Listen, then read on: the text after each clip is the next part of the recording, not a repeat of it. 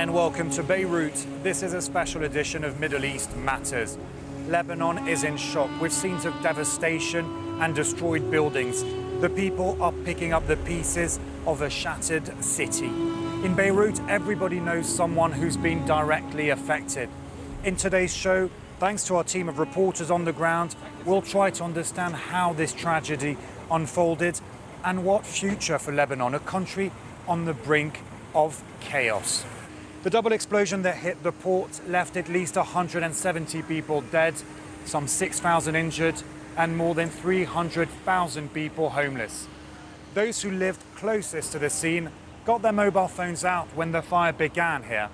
That was before the explosion. Our correspondent Shabel Aboud met with some survivors. A front row seat for the disaster to come. Just over half a kilometre away from the Beirut port, Imad Khalil was live streaming from his balcony.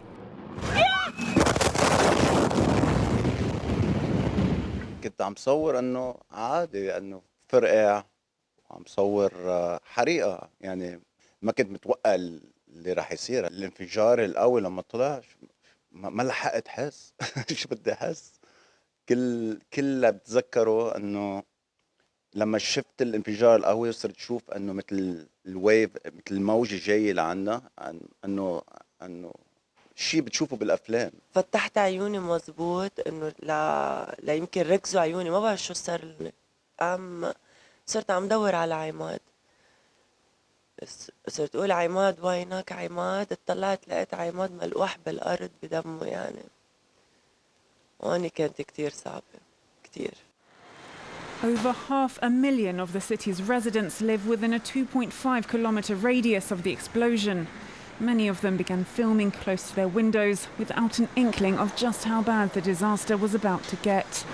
Musin, a Lebanese journalist, was out jogging when he noticed the fire and also started filming. He was still in the street when the shockwave hit him. الشيء اللي كنت عم فكر فيه هو كيف أحمي حالي، لأنه فعلا كانت القوة رهيبة. هذه اللحظة ما ممكن أنساها بحياتي. كل المشاهد يلي شفتها أيضا بإطار تخطيطي لهذا التفجير كانت لا تصدق. It's one of the largest non-nuclear explosions in recent history, so powerful it's been given the nickname Hiroshima. The plumes of smoke towered over the capital and could be seen for miles around. The blast was so intense it was felt as far away as Cyprus. Rescue forces work day and night to help those injured and find victims caught under the rubble. Families also gathered near the port following the explosions, hoping their loved ones would be found alive. Our reporters met with some of these Lebanese, distraught and angry.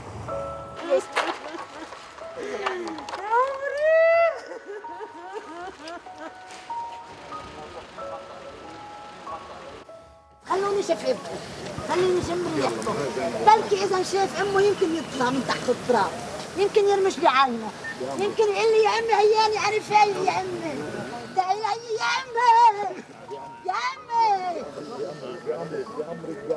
Many asking, why was ammonium nitrate allowed to sit here for years, and where are their political leaders? ما في ولا حدا تواصل معنا، ولا حدا تواصل. وين الدولة وين؟ طلعوا من شحوركم، طلعوا من شحوركم، طلعوا من شحوركم. لا ما شالوهم كبون بالبحر، شالوهم بالمرة، خليهم على الشغل، يقتلوا العالم فيهم، بيقتلوا العالم اللي قاعدين مرة كراسيهم.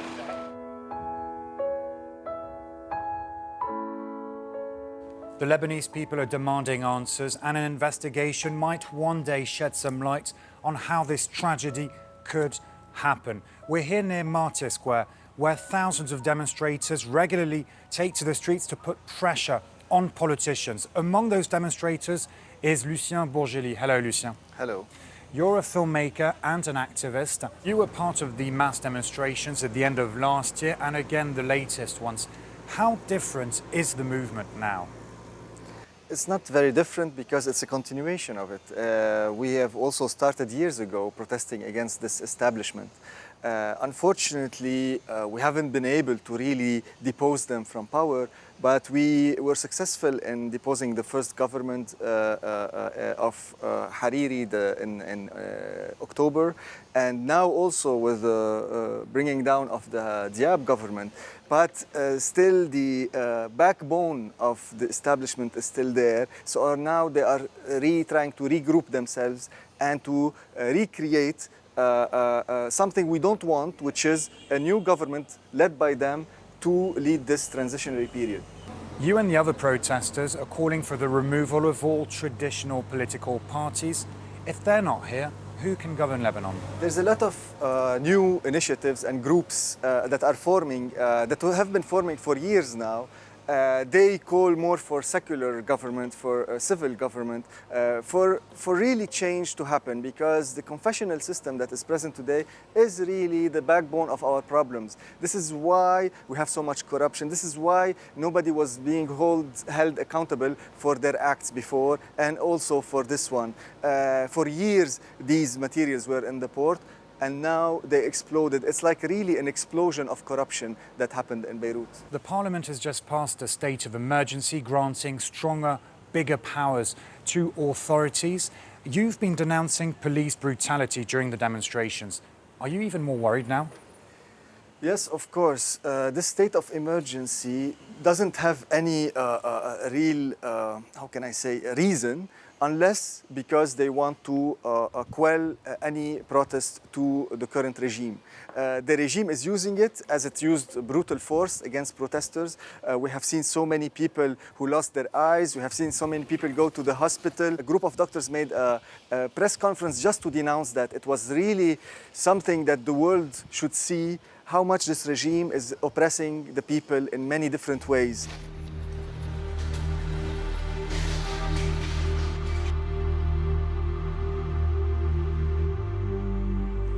Let's now head to one of the areas worst hit by the explosion. Quarantina is home to a large Syrian community.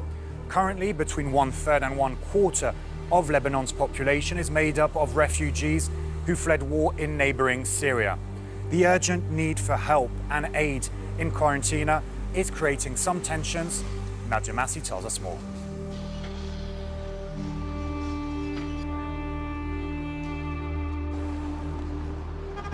We're in the Beirut neighborhood of Quarantina, a poor neighborhood close to the port, so one that's been decimated by the explosion. And here, families simply queue for food. ما بعرف إعاشة زيت وسمنة وسكر كل شيء. آخر كرتونتين أخذت أنا وشاب ثاني من دير الزور وأنا من الرقة. أخذنا كرتونتين. The humanitarian crisis has shone fresh light on the decades-old tensions between Lebanese and Syrians. إذا دولة سلطة مدعوسة شعبها بدها تعيش الشعب الثاني برفاهية يعني. بيوتنا تدمرت، أنا ساكنة هنا كل الغزال تحدر، لا عفش لا شيء، أنا ولادي بالشارع، شو نعمل؟ It isn't long before this Syrian woman is ushered out of the area by a security guard. Meanwhile, another Syrian is questioned about her right to receive aid. عم ياخذوا أسماءنا وأرقامنا وما حدا عم بيدقنا ولا حدا عم بيساعدنا. استوبريني وين ساكنة يا عمري أنت؟ نحن هون بالكارنتينا. وين بالضبط بالكارنتينا؟ حد جامع الخضر. حد جامع الخضر صار قبله بشوي. طب نحن شو بنقول نحن؟ ما نحن من الكارنتينا. ما كنا قررنا يا عمي.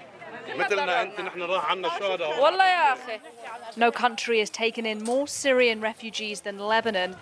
But in this time of crisis, local NGOs are looking inward. سوري أو لبناني هون كله طلع له، بس أنا عم بقول لك التمويل جاي كرمال العيال المسيحية المتضررة بالأشرفية ببيروت. Whatever the tensions, one thing is clear. The Syrian community has been hit hard in this crisis. At least 43 Syrians losing their lives, and now many, many more helping with the cleanup of Beirut.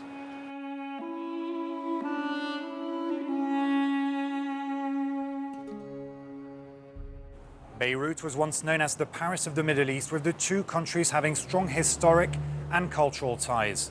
In the French capital, Lebanese expats have been joining forces to come up with ideas to send money and aid to Beirut. Jade Levin has this report.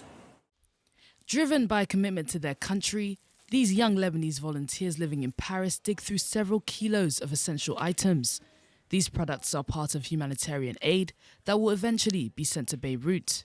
On a tous mal, les grands et les petits, et le fait que ce qui est arrivé, ça affecte le futur de tout le monde, quoi.